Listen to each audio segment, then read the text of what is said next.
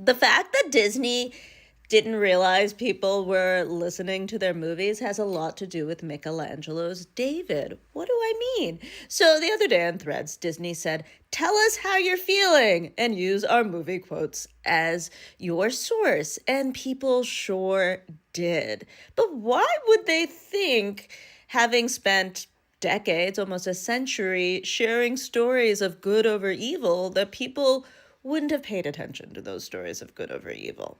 So Michelangelo's David shows him with a slingshot, and he is about to vanquish an evil giant Goliath. It was sponsored by the Wool Merchants Guild, a very powerful guild that probably was closer to Goliath and the really changing structures of wealth in Florence at the time.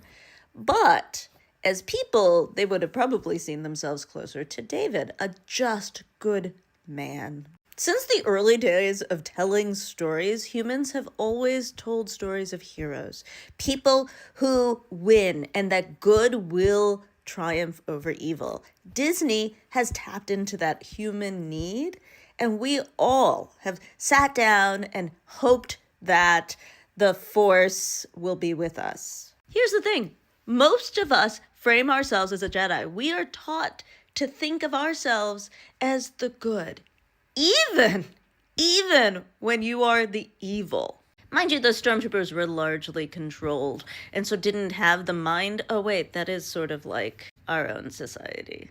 What we should learn out of this is we can still have our heroes. We are not lost, and heroes do win. Not just in fiction, but history also shows us that. We don't live in delusion, even if the evil side does. And I also wrote today about David and this comparison.